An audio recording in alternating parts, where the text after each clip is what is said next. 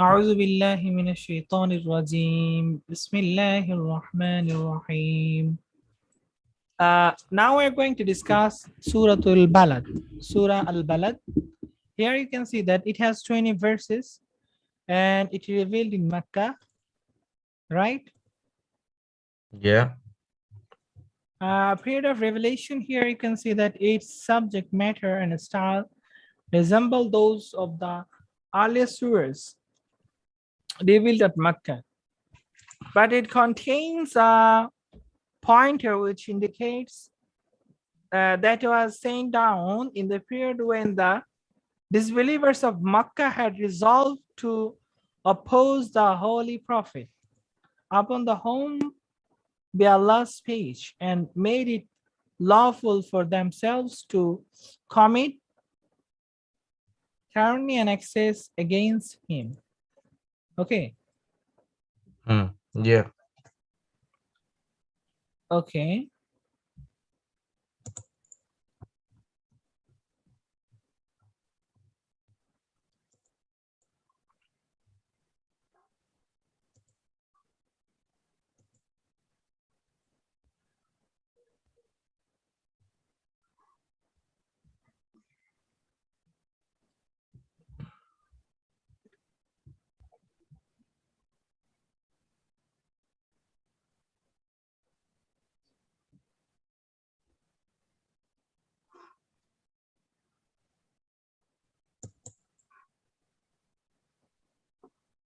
So here you can see the theme and subject matter.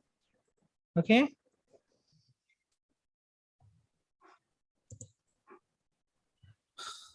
Theme and subject matter. Can you see that? Yeah. Okay. So can you read this? Theme and subject matter. Theme and subject matter in this surah, subject has been compressed into a few brief sentences, and it is a miracle of the Quran that a complete ideology of life, which could hardly be explained in a thick volume, has been abridged most effectively in brief sentences of this short surah. Its theme is to explain the true position of man in the world and how of the world in relation to man, and to tell that God has shown to man both the highways of good and evil, has also provided for him the means to judge and see and follow them. And now it rests upon man's own effort and judgment whether he chooses the path of virtue and reaches felicity, or adopts the path of vice and meets with his doom.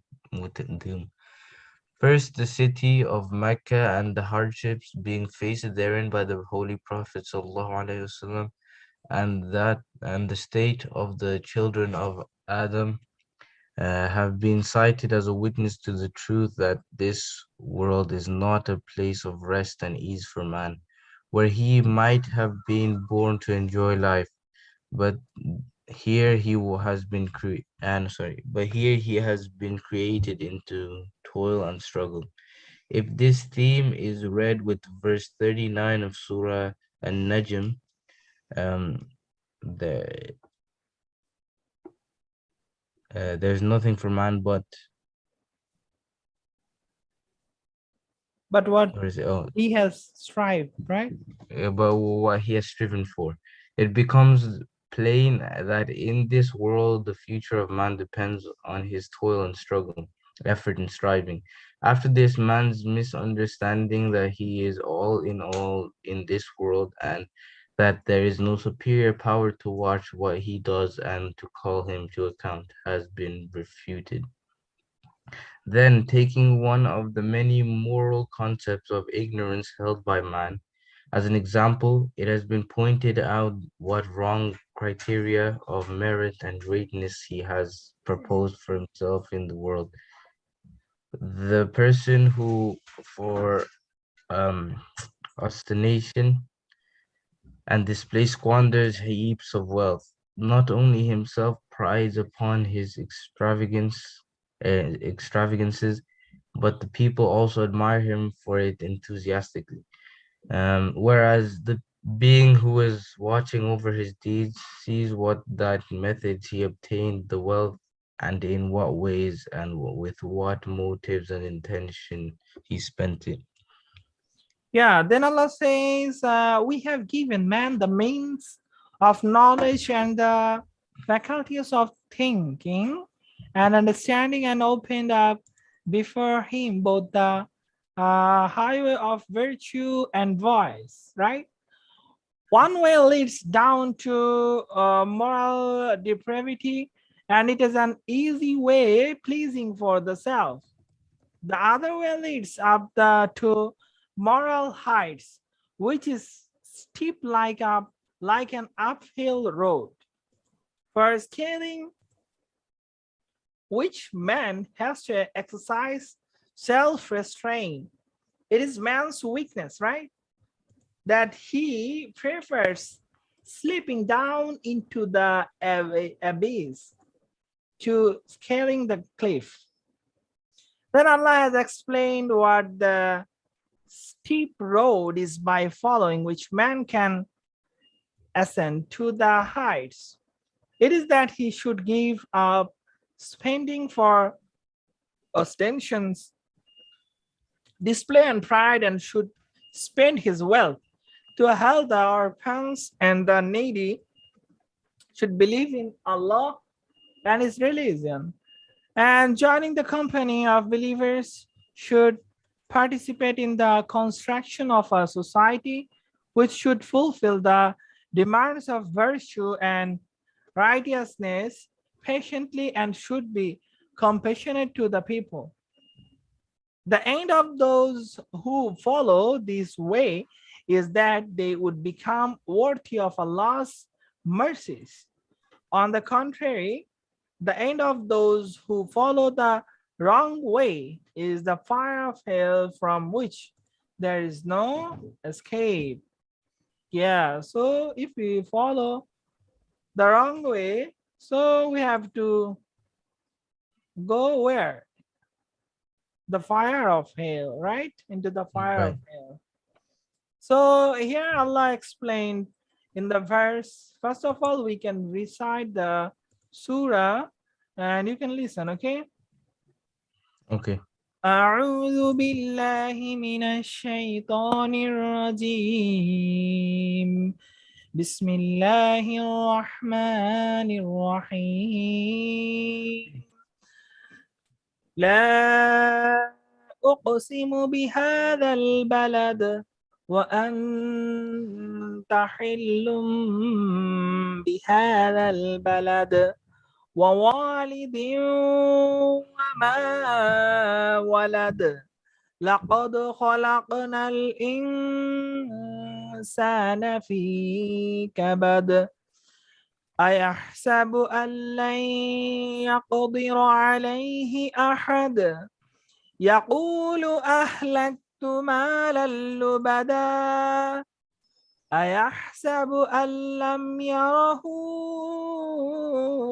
أحد ألم نجعل له عينين ولسانا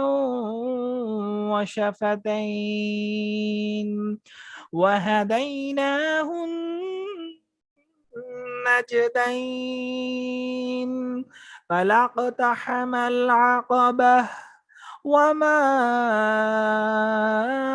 أدراك ما العقبة فك رقبة أو إطعام في يوم ذي مسغبة يتيما ذا مقربة أو مسكينا ذا متربة ثم كان من الذين آمنوا وتواصوا بالصبر وتواصوا بالمرحمة أولئك أصحاب الميمنة والذين كفروا بآياتنا هم أصحاب المشأمة عليهم نار صاد. So here we will just read few verses. Here you can see that la means me, uqsimu, I swear, bihadha al-balad, by the city. Allah takes an oath on the sacred city, Makkah al-Mukarramah. Okay. Wa anta hillum bihadha al-balad. You know that the meaning wa anta wa and anta you. Hillum, free to dwell bihadha al-balad. O messenger, Allah is instructing to our prophet, it is permissible for you to do whatever you wish on the day of the conquest of Mecca, from capital punishment to those whom are deserving of it. Okay, to taking captive whomsoever deserves it. Okay, so it's about the kafir, disbelievers who didn't listen prophet. وَوَالِدٍ وَمَا وَلَدٍ. And here you can see that, and Allah takes an oath on the father of humanity, also taking an oath on the offspring reproduced from him. Right? So Right. it's about Adam alayhi salam. لَقَدْ خَلَقْنَا الْإِنسَانَ فِي كَبَدٍ. Right? So here, Right. لَقَدْ certainly خَلَقْنَا. Actually, we have created al-insan. Who created? Allah created al-insan, man, fi kabad, in hardship. Verily, I have created, Allah is saying it, verily I have created the human in tiredness and difficulty because of the severities he experiences in the world. Okay, so Allah Yeah. created man not for the luxury. Okay, who are spending luxury life, you know that they on time, they spend a hard life. Okay, so if you, this is the time for hardship for you, you're struggling in your study, then you will get a good job, or you will have a great experience to do a better work and better future. Okay, أيحسب أن لن يقدر عليه أحد. Ahad means, you know, that anyone. Ayahsabu, does he think? Allah, an means that, you know, that in the common words, la yaqdira, qad yaqdirat. Okay, so has Okay. power. Alayhi, ala means over, he means him. Alayhi, ahad. So do the thing that no one has power over them. That means, does the human being think that when he sins, no one is in a position to be able to do anything to him, not take retribution for him, even it is his Lord who's created him. Okay, so Ian, are you Mm-hmm. there? Sorry? Ian?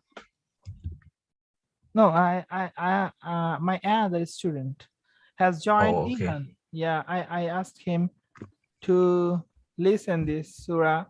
He's also in this juice. Oh, okay. Mashallah. Okay, so here you can see that yaqulu, qala, yaqulu. So the meaning is he will say, ahlaktu, I have squandered mal.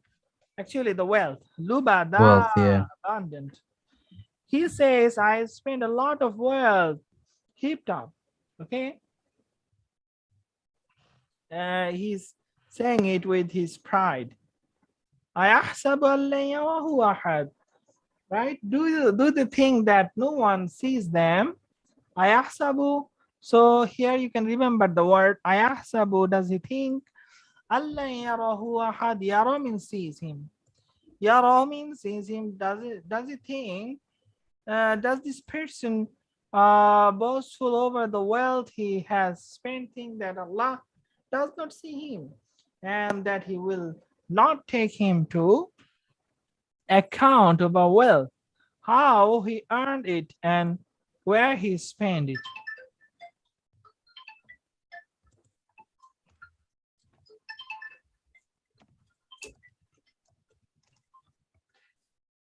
Alam naj'al lahu aynayn. Here you can see that. Have you not given them two eyes? So alam naj'al lahu aynayn. Have you not given them two eyes? Aynayn means, aynun means, you know, that eye, and aynayn means two eyes. Mm. So walisana wa shafatain, and also tongue and lips with which he can speak. Here Allah already asked, okay, alam, have he not naj'al lahu, I made, actually Allah is saying, have you not give them two eyes and a tongue and two lips, right? And Right? wahadaina, and two, and show them two ways, najdain, right and wrong. Okay. Okay. فَلَقْتَحَمَ الْعَقَبَةَ, if only they had attempted the challenging path of goodness instead, he will be required to cross the valley that separated him from paradise, which he will cross. And here, وَمَا أَدْرَاكَ مَا الْعَقَبَةُ, and O messenger, do you know what the valley is that he has to cross in order to enter paradise? Okay, so that is what? It is to free a male or female slave, or to give food in times of famine. أو إطعام في يوم ذي مسغبة, to feed Masaba. on a day. Yeah, مسغبة, severe hunger. Okay. Yeah, yatiman, and an orphan, ذا مقربة, near relationship. Okay. A child who has lost his father, whom he related to, about the orphans. And our miskinan, and here is saying a needy person. Miskin means a needy person. ذا مطربة, misery. And ثم كان من الذين آمنوا وتواصوا بالصبر وتواصوا بالمرحمة. Very beautiful verse. Then he required to be from those who have faith in Allah and advise each other to remain steadfast and on act of obedience, and refraining from sins, and breathing patience of over difficulties, together with advising on another to show mercy to the servants of Allah. Ulaika ashabul maymana, those are the people of the right. Walladina kafaru bi ayatina, walladina, but those who kafaru, disbelieve, bi ayatina, actually ayat, the verses, who actually disbelieve the verses. Here you can see that ashabul mashama, they are the people of the left, Yeah. who disbelieve in my verses that were revealed to my messenger. They were, yeah, and alayhim narum musada, where they will go, the fire will be sealed over them, a close fire will be set upon them on the day of judgment, with which they will be punished. Okay, and yeah, I hope you got the point, and inshallah next time we will actually read the word by word meaning, inshallah. I am ending here the today's class. Inshallah, see you Okay. next class. Actually, I have some issues, so see you there. Ma'asalam, barakallah fiqh. Assalamu alaikum wa rahmatullahi wa barakatuh. Wa alaikum assalam wa rahmatullah. And join tomorrow, okay? Inshallah. Assalamu alaikum. Yeah, inshallah, okay? Salam.